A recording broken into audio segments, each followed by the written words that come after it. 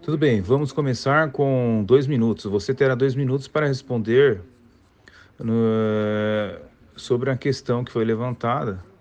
Tivemos várias pessoas perguntando sobre a predestinação e a pergunta é sobre como alguns estão querendo saber como o senhor evangeliza se existe a dupla predestinação. Então, o senhor poderia responder em 2 minutos. 2 minutos? Bem, você teria que definir, por exemplo, eu absolutamente tenho um problema com o que Flowers diz a respeito de tornar a dupla predestinação mesmo que não seja a mesma coisa. Então, o que quer que RC Sproul ele tenha respondido sobre essa questão, né?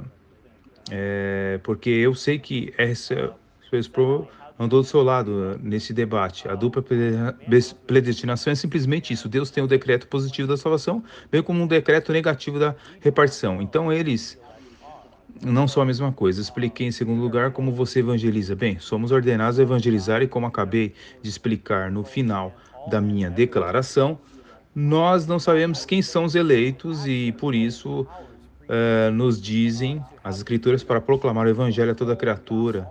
Nos dizem para ordenar a todos os homens em todos os lugares que se arrependem. De fato, eu diria a você que absolutamente capacita a pregação para ter a liberdade de pregar todo o evangelho, confiando nas ovelhas de Cristo ouvirão a voz de Deus e que Deus salvará pelo seu poder pessoal. Veja o que a igreja está fazendo hoje, vejam todos os programas e todas as maneiras, todas elas estão tentando enganar as pessoas para serem discípulos de Jesus e que por detrás um evangelho centrado no homem que você tem que convencer as pessoas a fazer algo que elas não estão dispostas a fazer por conta própria, e a realidade é que o ensino bíblico do Evangelho é um mandamento poderoso, e quando esse Evangelho é acompanhado pela obra do Espírito Santo de Deus no coração do povo de Deus, eleva-os à vida espiritual, concede-lhes fé, arrependimento, traz para si a perseverança da fé, e é por isso dada a oportunidade de fazer o que eu faço. Que eu proclame o Evangelho em muitos lugares, simplesmente ser capaz de confiar que Deus, por seu Espírito, realizará o que Ele deseja realizar nesta situação, é uma coisa maravilhosa. Então, você tem 1 minuto para responder. Antes de mais nada, quero me desculpar, tentando dizer que em relação à dupla predestinação, isso é o nosso céu, disse que aí que eu comecei minha citação. Então, peço desculpas se foi enganoso. Neste momento, ele disse que não foi bem isso que ele disse, né? James Wright disse que não foi bem isso que ele disse. Ah, tá, então nesse ponto tudo bem, né? Houve um mal-entendido que Flowers deveria corrigir e acho que a questão foi resolvida. Com respeito à dupla predestinação, a distinção é uma coisa de endurecimento. Se o calvinista tivesse realmente boas palavras para dizer, para descrever suas diferentes visões, mas não vejo uma distinção real que vale a pena. O Sr. R. Sproul explicou, você também está explicando, por exemplo, a dupla predestinação, sua visão de dupla predestinação não parece haver nenhuma diferença real entre essas duas. Professor Flowers, we have several questions regarding. I think you get, if I take a minute, you get another minute, don't you? Vamos pegar aqueles que pudermos. Então está tudo bem. Vamos em frente, pular direto para o próximo. Professor Flowers, há várias perguntas sobre o pecado original que você deve definir. Um pecado herdado ou original? Ou um pecado de Romanos 9? Ou como você veria assim? A fé batista, a mensagem ensinada, somos manchados pelo pecado e que nascemos com uma natureza pecaminosa, que somos inclinados ao pecado e que precisamos de um salvador. Até mesmo John Piper lida com isso no que diz respeito a bebês. Por exemplo, que morreram no útero, ou morreram quando eram jovens, especificamente no que diz respeito ao capítulo 1 de Romanos, com que os homens sem desculpa ou sem a capacidade de responder por suas escolhas, e até mesmo John Piper considera que se eles não podem ter a capacidade natural, Deus não os responsabilizará desta forma. Portanto, ele acredita que as crianças que morressem serão salvas e está lidando com o mesmo problema que nós estamos lidando neste momento. Portanto, então, John Piper lida com a situação e acredita que as crianças que morreram serão salvas e que está lidando com o mesmo problema que todos nós lidamos com Agostinho. Agostinho acreditava no batismo infantil e na necessidade dele para lavar esse conceito de culpa original, realmente que você nasce em um sentido culpado para o pecado de Adão. Há tantas passagens nas Escrituras que em Ezequiel, penso que há várias outras que falam sobre nós não sermos culpados por causa do pecado de nosso pai Adão. Acho que é apenas um entendimento natural, não pensaríamos bem se meu pai não matou alguém e eu tenho que pagar essa culpa. É apenas um entendimento comum de uma maneira de ver isso. No entanto, o conceito de liderança federal que é ensinado nas Escrituras, no sentido, fala sobre como, quando Adão nos representou com o Jardim do Éden, nós caímos. No entanto, que todos nós recebemos nessa natureza pecaminosa e, portanto, caímos em Adão e, portanto, precisamos de um Salvador. Mas isso não significa que não seja igual a ser incapaz de responder a um Pai que nos chama e apela para nós reconciliarmos daquela queda. Então, uma coisa é dizer estou caindo, outra coisa é dizer estou caindo e nem consigo reconhecer que estou caindo, nem posso responder a um Pai que clama com amor me fora apesar dessa queda. E entre os calvinistas, na minha opinião, é o aspecto da incapacidade total da depravação total. Tudo isto é o meu ponto de vista. John Wright agora fala. John Wright. Bem, é uma questão, não é capaz de reconhecer a sua queda. O ensino bíblico é que você ama a Deus e você está caído e não pode deixar de amar, estar caído. Então, isso é um problema para Romanos capítulo 5. Muito claro que Adão é nosso chefe federal, isso explica porque a morte existe para todos os homens, incluindo bebês, e se você rejeitar essa ideia de que, como o professor Flowers acabou de dizer, bem, você sabe que meu pai fez algo, eu vou para a cadeia? Ele usou essa ilustração várias vezes, eu só tenho que dizer e lembrar o seguinte, aconteceu em Jericó, se você se lembra de que aconteceu, foi punida aquelas pessoas, ou apenas alguém?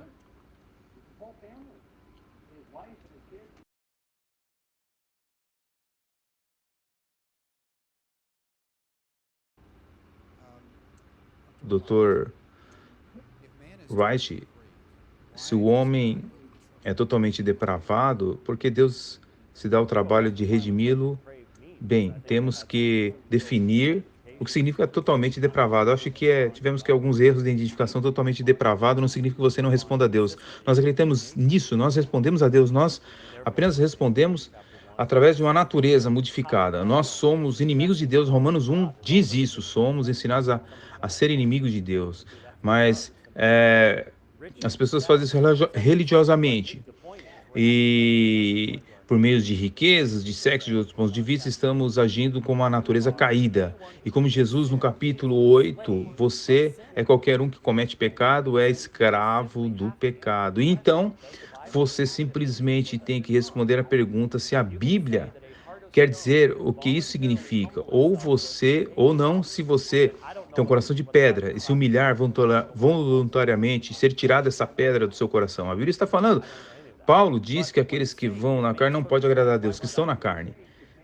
Mas quando você diz que o homem é totalmente corajoso, porque Deus o redimiria, Deus se glorifica, quero dizer, nós somos tudo o que somos, todas as nossas justiças são como trapos de imundícia, que maravilha da graça não é que é dada aos humildes, é aqueles que se separam da multidão fazendo o que é certo. A maravilha da graça é que dada a pessoas como você e eu, quero dizer, mesmo quando os crentes pensam em seu próprio coração, até mesmo, e ainda assim Deus estendeu a sua graça a você, até hoje, Deus se mostra poderoso na salvação de um povo que em qualquer lugar, né, porque as suas bases são corroídas. Então Deus fez um plano que salvaria. E Efésios 1 diz que Deus vai fazer essa gloriosa graça, né? Essa é a resposta fundamental para muitas perguntas e é uma boa resposta, do meu ponto de vista. Humble people are no more worthy of being saved than unconditionally elected people. Não mais dignos de serem salvos do que os eleitos incondicionalmente. As Escrituras nos ensinam claramente que o Senhor sustenta os humildes, mas derruba os ímpios no chão. Salmo 147, 6. E os oprimidos, Provérbios 34, buscam o Senhor, vocês que são humildes da terra. Buscai os que são humildes no dia da ira do Senhor. Mateus capítulo 18, porque Quem se humilhar como esta criança é maior que o reino dos céus. Mateus 5:3. Bem-aventurado o pobre de espírito, que deles é o reino dos céus. Porque os que se exaltam serão humilhados, os que se humilham serão exaltados. Lucas 15:2. Ele derrubou os governantes de seus tronos, levantou os humildes. Eu poderia continuar aí, 3 páginas de versículos sobre a humildade. Não ganha a justiça de Deus. Ele dá graça aos humildes porque ele é gracioso e ele escolhe fazê-lo fora do período da graça. E não é só matá-los. Obrigado, Dr. Flowers. Há várias perguntas que as pessoas estão fazendo aqui sobre os chamados, diferentes tipos de chamado para trazer a salvação às pessoas. Hoje à noite você poderia definir o chamado especificamente em Romanos 8 e 9? Bem, especificamente 9, com certeza, novamente, eu acho que a maneira como você ilustra é que você olha, por exemplo, a parábola. Aqui me refiro em Mateus capítulo 22, ilustra 2 diferentes tipos que Deus agindo, para os diferentes propósitos que Deus ele chama alguns para serem seus mensageiros. Observe que todos os apóstolos são de Israel. Ele chama de Israel por uma razão, porque Israel foi escolhido para esse propósito. Essa é a promessa de Deus que ele fez em Gênesis 12:3, de que abençoarei todas as famílias da terra por meio de sua semente. Então ele chamou um povo de Israel para levar a mensagem ao resto do mundo. Sou chamado para entregar a sua mensagem. Esse é o primeiro chamado divino que falei na minha refutação. E o segundo é que, novamente, é a outra escolha incondicional que ele pega primeiro o judeu, mas depois ele envia para os gentios e os judeus rejeitam, no sentido que a maioria das vezes eles rejeitam seus próprios mensageiros e assim vai para todos do mundo. E o texto diz especificamente para levar aqueles que são bons e maus, e esta é uma escolha incondicional. Enviaram a todas as outras palavras, não apenas vá para os ricos ou para pessoas morais, não, vá para todas as pessoas. E Paulo, ele exemplifica isto, né, como exemplo de Gamaliel e outro judeu daquela época, e fariseu que era mais moral ou menos moral. Ele não chama seus mensageiros por causa da moralidade que ele está chamando. O propósito da eleição permanece, em outras palavras, para que a sua promessa seja cumprida ao eleger Israel para garantir a sua mensagem. É entregue porque ele não quebra a sua promessa, então ele vai se certificar de que isso aconteça através dos israelitas. E então, esse é o chamado que ele está falando para levar a palavra ao mundo, para que quem quer que receba a mensagem, assim como Jonas nos Ninivitas, por exemplo, está no sentido normativo. Paulo ele usa os meios normativos convencendo os mensageiros, e ir convencendo os mensageiros a passar por meio de normativos não prova que aqueles que ouvem a mensagem, alguns deles foram eleitos para obter meios irresistíveis, como os calvinistas dizem. Agora o pastor James Wright agora responde o Sr. Flowers.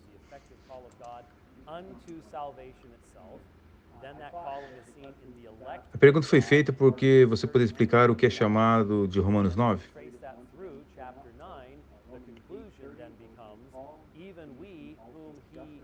Chamando, portanto, é o chamado efetivo de Deus para a salvação em si. Então, esse chamado é visto nos efeitos eleitos de Deus, conforme o verso 33 do capítulo 8. E em seguida, quando você rastreia isso, o capítulo 9, a conclusão torna-se mesmo compreensível, que a quem ele chamou não apenas dentre os judeus, mas também entre os gentios. Nunca o professor Flowers nos mostrou onde esse chamado salvífico para salvação e justificação de alguma forma mudou, de modo que não é mais leitura consistente. Quando chegamos ao capítulo 9, versículo 24, permanece consistente, o que não significa que não há um grupo de pessoas, todo o resto dessas coisas. Mas se estivéssemos olhando para Romanos 9, nos ajudaria realmente a ver o problema que ele apresenta. Dr. Flowers, o senhor tem 1 minuto. Acho que Romanos 9 a 11 é muito encorajador, porque é um exemplo de um Deus falando com pessoas que já estão praticamente vivendo o inferno, porque são hipócritas, elas estão em direção errada, são filhos rebeldes. Mas Paulo dá uma ilustração que é expulsar aquele crente rebelde, porque para que eles possam salvar a sua alma, ele está falando, estou empurrando-os para fora para que possam ser provocados à inveja. Eles podem ver que os gentios estão vindo à fé, eles veem que a vida das prostitutas mudou, agora que a mãe de filhos, é uma esposa fiel, está mudando. Esses judeus endurecidos, vendo isso, eles são provocados, onde, caso contrário, se eles apenas o deixar sozinho, eles estariam destinados ao inferno porque estariam em uma condição endurecida, mas ao endurecê-los, ele está realmente mostrando a graça a eles. Eles o endurecem com o propósito de trazê-los redenção. Esse é o encorajamento aqui nesta passagem, é tudo que a graça de Deus, desde os primeiros versículos até o fim, e é sobre a graça dele. Obrigado. É perguntado agora ao Dr. Flowers, que é provisionista, sobre algumas questões. Temos várias perguntas sobre a sua declaração sobre fé e obras, e também como a questão entre Romanos 9 com Faraó. Ele realmente fez eles não terem fé? Então vamos combinar, ou seja, a pergunta, a eleição precede o nascimento ou é a fé por meio de obras? Deus elegeu certos indivíduos para cumprir sua promessa, como conversamos com Paulo. Há um sentido em que Deus, obviamente, elegeu a nação de Israel incondicionalmente, mas ele elegeu o plano para trazer a redenção para que todo aquele que crê seja salvo. Cristo novamente chama muitos, poucos são os escolhidos, muitos são chamados. Então aparece a fé, então a eleição é eleger um povo para trazer a mensagem para quem for uma expiação provisória. Ele está provendo isso para o mundo inteiro. Isso é uma boa notícia porque é dado a toda a humanidade para que todos respondam com fé ou descrença. Eles podem trocar verdades por mentiras, mas eles são responsabilizados, porque são realmente capazes de responder. Se eles nascem incapazes de responder, não há base real para considerar alguém realmente capaz de responder. A própria capacidade de responder em Romanos 1, por exemplo, é o que nos mostra nossa responsabilidade, nossa culpabilidade pelos pecados e nossas escolhas que fazemos. Então eu acho que o calvinista enfraquece isso, ensinando que a maioria da humanidade nasce nessa condição, que eles não podem responder a Deus de forma alguma, mesmo quando ele via um apelo gracioso, um apelo do evangelho que diz, vem a mim, não podem vir. Então você está dando a ele a desculpa perfeita que você está dando, tirando a responsabilidade deles por isso, e eu acho que isso é muito importante, entender que a eleição tem a ver com o plano de Deus para trazer redenção ao mundo, e também sua escolha daqueles que vêm com fé, aqueles que novamente, como eu disse antes, se humilham o tempo todo. Agora o pastor James Wright responde. A declaração direta da Escritura em Efésios, capítulo 1, verso 4, assim como ele nos escolheu nele antes da fundação do mundo, o objeto direto da escolha não é Jesus, somos nós escolhidos nele. Somos o objeto direto dessa escolha, então, é isto, a escolha e a seleção é completamente falsa, que estamos dando uma desculpa a alguém. O próprio Jesus disse que se você pecar, você é escravo do pecado. Jesus estava dando uma desculpa a alguém? Bem, você não sabe que eu sou apenas escravo? A seleção é completamente falsa, estamos dando uma desculpa a alguém. O próprio Jesus disse que se você pecar, você é o escravo do pecado. Jesus estava dando uma desculpa a alguém. Você sabe que eu sou apenas escravo do pecado, então eu posso fazer o que quiser, o que eu queira, fazer o que você acha que Deus vai aceitar. Não estamos dando desculpa a ninguém. Eu realmente acredito honestamente que é isso que é uma pista falsa, é um boato que precisa ser descartado. É isso, se essa discussão for alcançar isso, é um apelo à emoção, é uma deturpação do outro lado que fizemos muitas vezes esta noite. Eu tentei ignorar isso, foi feito de novo. Eu vou apontar isso. É um boato apenas esquecer isso, certo?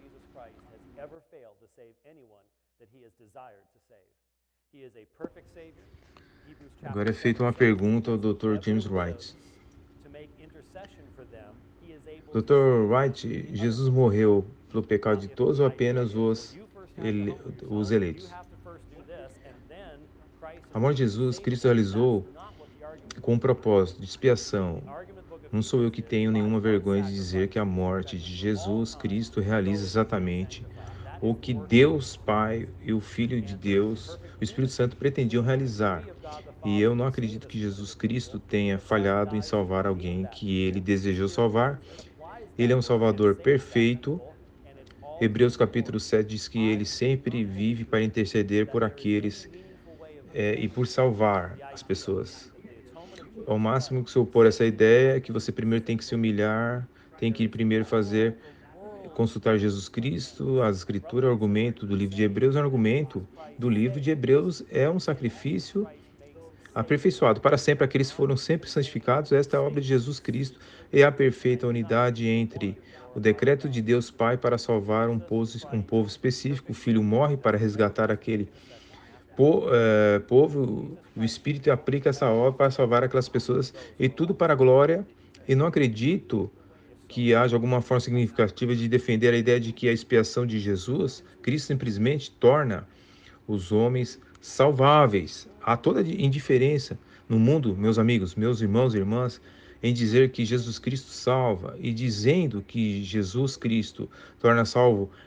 Essas não são as mesmas declarações, e eu não acredito que aquele que glorifica a Deus, Jesus Cristo, é um Salvador perfeito, porque ele sempre vive para interceder. Pergunte a si mesmo se Jesus Cristo está intercedendo no céu hoje por aqueles a quem estão perdidos. Ele falhou em algum caso afirmativo? Se Jesus intercede por aqueles que ele resgatou, ele pode deixar essas pessoas se perderem? Agora o Dr. Flowers são levantadas perguntas para ele e vai responder agora. Agora é levantada uma pergunta para o Sr. Flowers.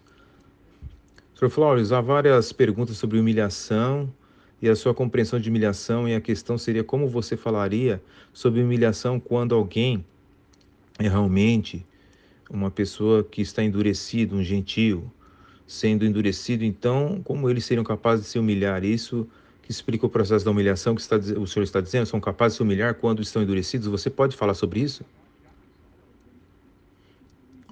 Agora o Sr. Flowers responde,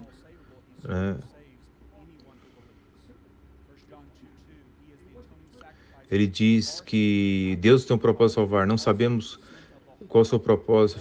O propósito de revelar nossas necessidades de Cristo, para revelar o fato de que não podemos ganhar nossa própria justiça. Esse é o seu propósito. Os calvinistas estão tentando dizer que, pelo menos eu acho que por implicação de total incapacidade, que a lei não pode fazer isso. A lei não pode nem mesmo revelar sua necessidade. Ela nem pode fazer você perceber que você precisa dela. Corações regenerados por meio de irresistíveis pela lei.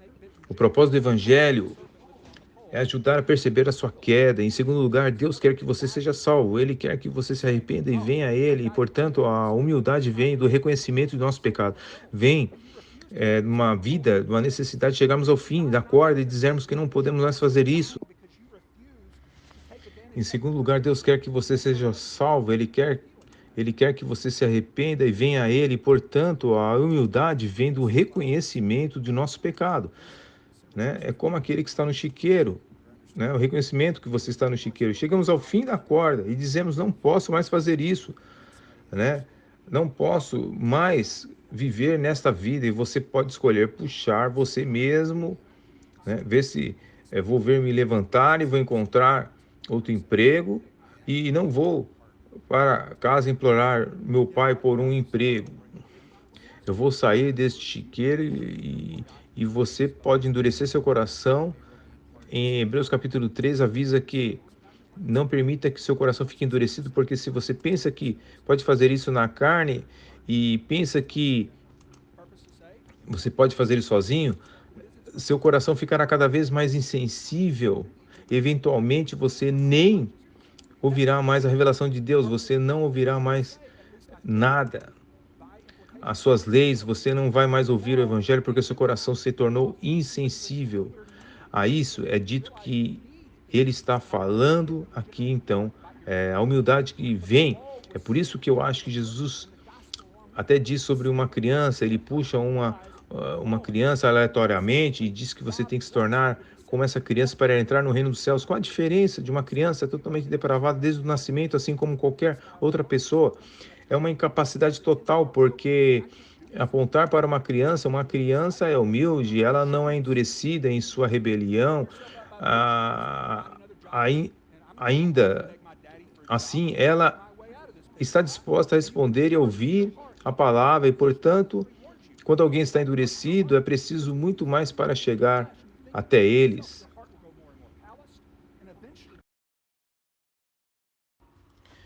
Agora o Dr. James Wright vai responder. Acho que acabei de ouvir alguém dizer que as crianças são humildes comparativamente. Ok.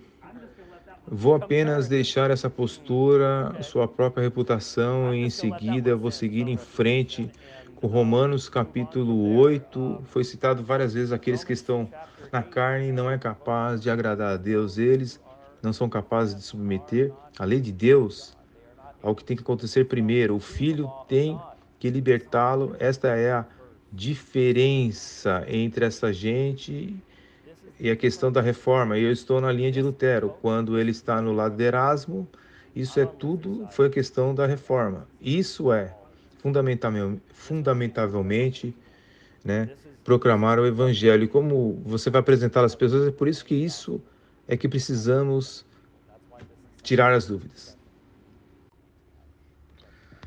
Bem, certo, pessoal, está chegando a hora de encerrar.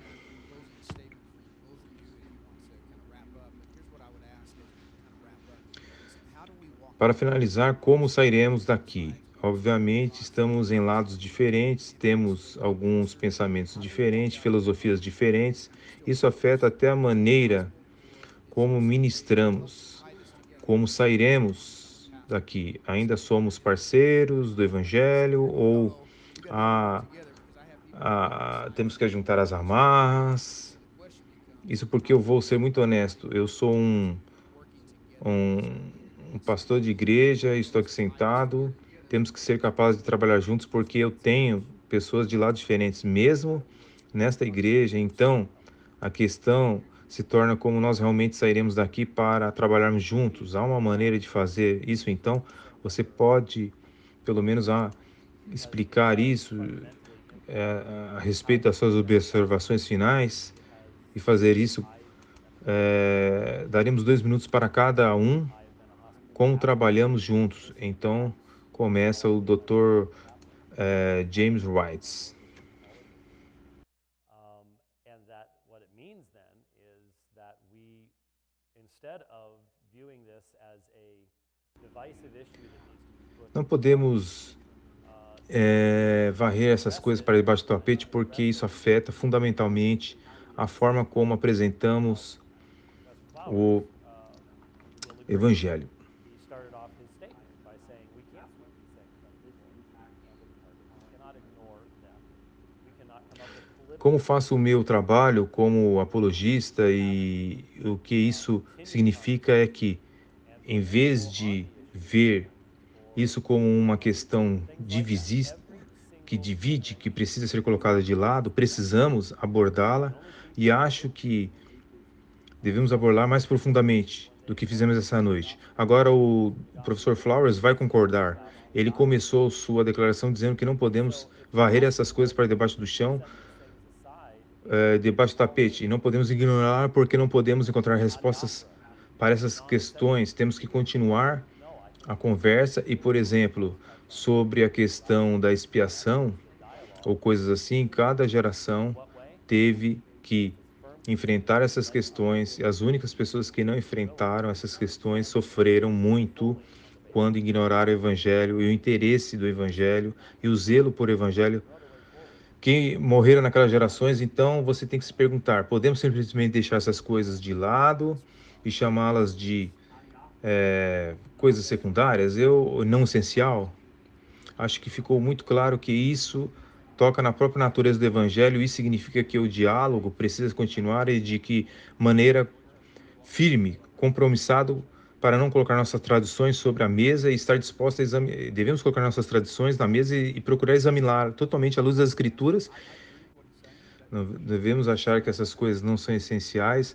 Acho que ficou muito claro que isso toca na própria natureza do Evangelho. Isso significa que o diálogo precisa continuar e de maneira firme, um compromisso de colocar nossas tradições sobre a mesa e estar disposto a examiná-las totalmente com base nas escrituras e abandoná-las quando forem vistas como antibíblicas e não há outra maneira, outro caminho a seguir, para que as pessoas realmente acreditem o que a Bíblia diz e que é a palavra de Deus.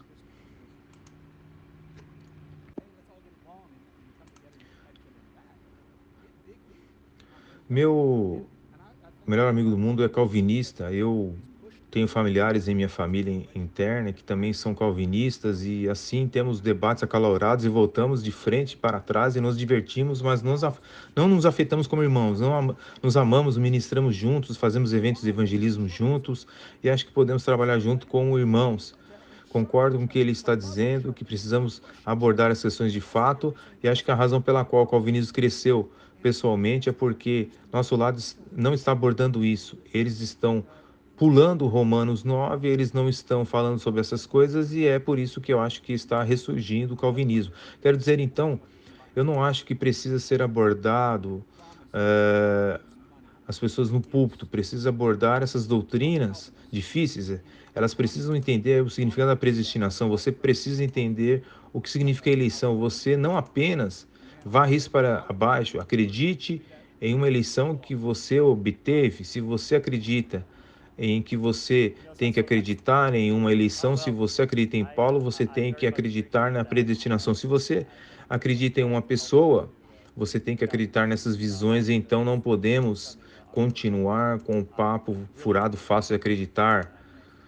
Apenas isso aí. Vamos começar juntos e se reunirem apenas sem ficar só com tapinhas um com o outro nas costas, cavar fundo, devemos cavar fundo, ir mais fundo. E eu acho que o Dr. James Wright, quando entrei, ele me empurrou nesses últimos meses em preparação como ferro afiado, ferro para ir para a palavra, muito mais fundo do que eu teria feito de outra forma. Isso é o que o ferro afiando, o ferro é mesmo na perspectiva calvinista, há uma razão pela qual deve Deus ordenar que as pessoas existam, porque talvez para aguçar alguns de seus calvinistas, você vê o que estou dizendo, precisamos aguçar uns aos outros para amar, uns aos outros para empurrar uns aos outros. Tem que haver uma razão porque os não calvinistas estão aqui e talvez seja isso para fazer você pensar um pouco mais, ir um pouco mais fundo. Você sabe que isso é de que precisamos. Quero encerrar dizendo a maneira que podemos apoiar uns aos outros e ajudando uns aos outros ministérios. Se você pode prometer que não vai usar dinheiro contra os não calvinistas e usá-lo em seu trabalho islâmico, se você pode prometer fazer isso, eu gostaria que fizéssemos uma oferta para Alfa e Ômega Ministérios essa noite. Gostaria que você fizesse isso como uma oferta de livre arbítrio. Sim, isso é o que é o que eu deixo minhas palavras. Agradeço e qualquer um que gostaria de nos ajudar a alcançar os muçulmanos no sul da África em outubro seria maravilhoso, mas realmente não acho que seria apropriado fazer isso como parte desse debate. Acho que você pode ir a uma organização em algum lugar. Seria inapropriado pedir para fazer isso nesse contexto. Eu realmente faço isso independente desse tipo de coisa. Tem um balde de ofertas atrás de nós, montamos porque eu queria poder apoiar o seu ministério. E vocês, ele não pediu nada, eu não pediu para vender nada. Queria falar sobre escritura, eu sou apenas o pior profissional de marketing do mundo e nem trabalhei direto nisso. Honestamente, quando conversamos quando ele trouxe o debate, honestamente pensei que haveria taxas e todas essas coisas, e ele veio sem cobrar nada, e eu aprecio o seu ministério, amo muito, quero apoiar de maneira que pudéssemos, portanto, se você quiser dar, saiba onde dar, em um balde de ofertas, você pode colocar na caixa onde você está retirando as perguntas.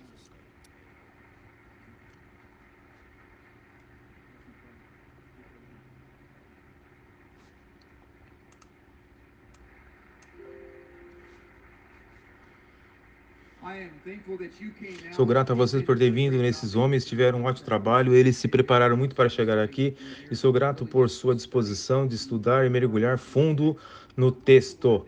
Também quero agradecer novamente às equipes que estarem dispostas a ajudar também, todas essas pessoas aqui da mídia, também quem ajudou a colocar isso e organizar o debate esta noite. Eu quero agradecer a eles, estar dispostos de todo o trabalho nos bastidores, por tudo que fizeram.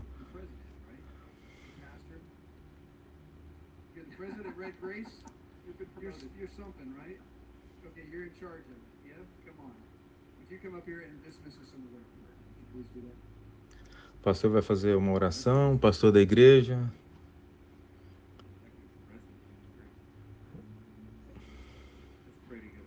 Vamos orar junto. Muito obrigado por esse tempo, Senhor. Eu apenas agradeço por esses dois homens, apenas e seus esforços e a sua energia, os seus recursos que eles colocaram nisso. Agradeço aos professor Flowers, sua atitude graciosa em relação a nós e ao fazer este debate. Agradeço ao senhor James Wright e tudo que ele está fazendo através dele, o senhor está fazendo através dele, entrando em mesquitas e pregando o evangelho. Apesar de onde estamos nessa questão, esta noite, sabemos onde estamos. Quero orar pelo Dr. Wright e que Deus abençoe a viagem dele, que ele for fazer no exterior. Muito obrigado por essa noite a todos e o moderador. Saúde a todos. Em nome de Jesus, amém. Agora deixe o seu comentário aqui abaixo para que o YouTube entenda que o nosso conteúdo é relevante e possa divulgar este vídeo para mais pessoas. Grande abraço e até o próximo vídeo!